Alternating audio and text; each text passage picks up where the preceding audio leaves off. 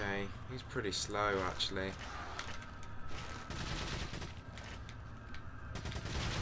I used to think this boss was challenging.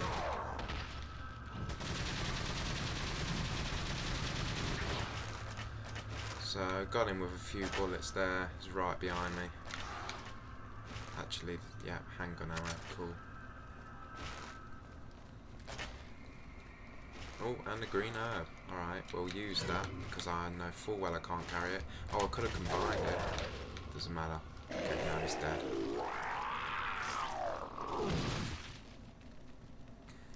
These cutscenes are remastered in 720p. Usually they're 360p, because the PC port is pretty horrible, as I said. And that cutscene just glitched, but there we go, false eye. You've seen the main cutscenes. So, let's just reload this. Okay, so...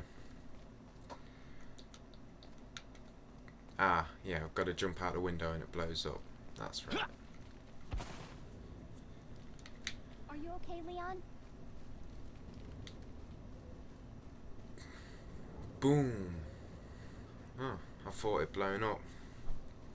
Well, anyway, back to the story. I'm going to try and concentrate on the story now rather than the game, because I don't think there's anything big coming up.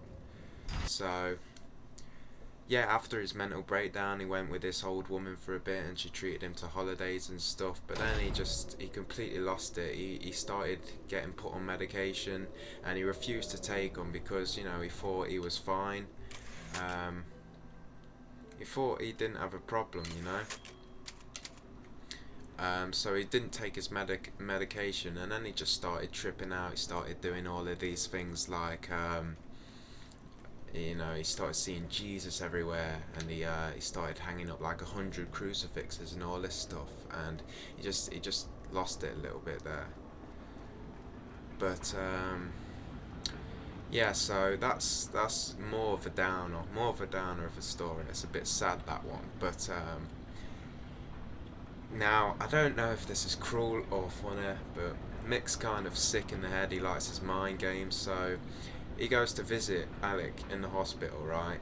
And he likes his mind games. There's plenty of stories of Mick that I'll tell you about later on, but this is just one of them for starters. So he goes to the hospital, and eventually Alec's let out, and he gets his own place after he starts taking his medication and stuff. And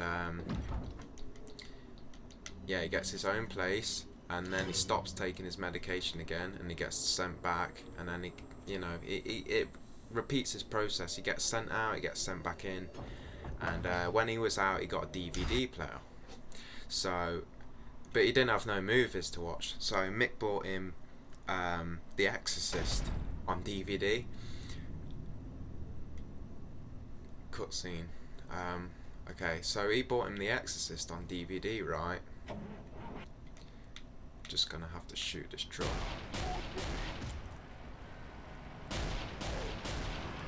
Shit, my accuracy's bad. Oh, there you go.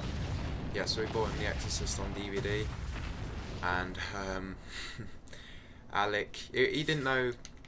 I'm not sure if he knew that Alec stopped taking his meds at that point, but either way, he bought him The Exorcist and he watched it that night on his own, and then the next day he was flipping his head like he swears he saw that girl from The Exorcist on the bus and stuff, and in town and everywhere he looked, and he was just, you know, he was losing it a bit, and he had to get sent back and stuff, and Mick was just laughing about it.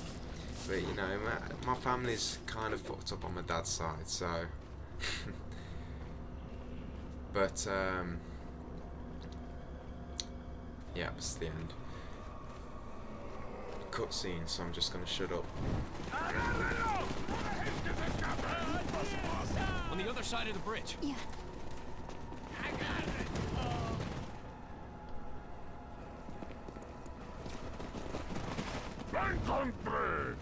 You take that one. Okay. Ready? Yeah, so anyway, watched The Exorcist. He saw that girl everywhere he looked, and at the minute he got sent back at the home. He's living at the home now, but he can go out whenever he wants, and it's just a shame because he was such a nice guy. He was an A-level student, you know, and that's just a downfall of him, and really sad story. But the rest. So that's the end of that chapter. So I'm gonna end the video here. But basically, yeah, that family's fucked up. My dad's family's fucked up. So Alex more of a depressing story. The rest are kind of funny. Okay, so there's a lot more stories to come. I mean, Mick especially. Mick and Frank are hilarious. I mean, some people might not like Frank because, you know, he is a very racist person. So I'm not sure if I should discuss stories about it or not. Actually, we'll keep playing a little bit. Why not? So yeah, I'm not sure if I should discuss stories about Frank or not, but Mick especially is funny. My dad just has like anger issues, kind of. Well, it's like when he gets in an argument, he has to show his dominance as a man. You know, he has to prove that he has the upper hand. He'll shout and rage and stuff, and he has to win an argument. But just wondering if I. Is that old stranger? Is that old? Yeah, okay, that's all I can sell. Can I make my TMP exclusive? Yes, I can. There we go. That's everything upgraded. But yeah, I got stories about Mick and Frank, and I'm gonna carry on playing for a little bit. Yeah. But yeah, them two especially are funny, and I've also got an aunt as well. And there's nothing really wrong with her. I mean, I don't see her that much. She spends most of her time in Jamaica. I've not got that many stories, but I've got stories about Mick and Frank especially. Very funny stories. So I'm gonna leave that for another time though. Gonna leave that for next video, but you'll get a few laughs out of that. Okay, I'll tell you one from Mick right now. And this was when they were kids. This when, you know, my dad and him were kids, and shit. Sorry, I'm not concentrating. Yeah, well, anyway, when they were kids. See, these are harder to kill. Come on. What am I doing? Accuracy sucks. Yeah. So when they were kids, they'd always play pranks on each other, or Mick would play pranks on everyone, and then everyone would beat the shit out of him, basically. Gold. Yep. Wait. So I'll tell her to stay. Yep. I died a few times in this original playthrough, so I kind of know what I'm doing here. Yeah, so they played pranks on each other when they were kids, and Mick especially would do some really disgusting things. Like he would he would take a shit and he would put it under my dad's pillow, like in the pillow cushion underneath the pillow. So when my dad laid down and put his head on the pillow, it'd squash it, and you know, he couldn't sleep, obviously, with the smell and stuff. So my dad would just beat the shit out of him. Do I have to take this grenade? I'll swap it for the flash grenade, why not? Because I want to open this, you see. Ooh, yellow herb, gimme. Can I combine it though? Yes, there's a green herb here, okay. Running out of spaces, so yeah, he'd put the shit under the pillow, so when my dad sat down, he laid down, it would just squash the shit, and you know, gross things. And another thing that he'd done with shit as well is he shat in a box, and he put it in the attic, and he kept it there for ages. Like days and days, weeks and weeks, and months, and I don't know how long it was there. Got Ashley. Okay.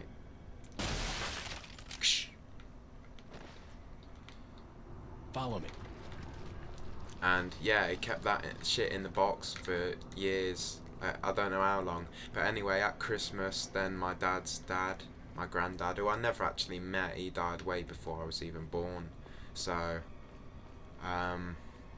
yeah, so he went up to the loft. My dad's told me about this, and he went up to the attic to get some Christmas stuff, right? To bring down the Christmas stuff. Wait. And he found this box with his shit, and by now it went all like white and crusty and, you know, horrible. So no one owned up to it. Obviously, you know, as brothers, they didn't grass each other up. They never said anything, but they knew it was Mick, I'm pretty sure. But they all got beltings, you know. It was hard times. Everyone got beltings right there. Rotate, rotate, rotate, rotate, rotate. Oh, I'm pretty sure this is a long, long part. There's not a save for a while here, I'm pretty sure. Yeah, there's not a save for a while, so what I'm gonna do is I'm gonna backtrack. See, right now my video is lagging, which means I'm running very, very low on hard drive space. So when we come back, I'll be back at that blown up door.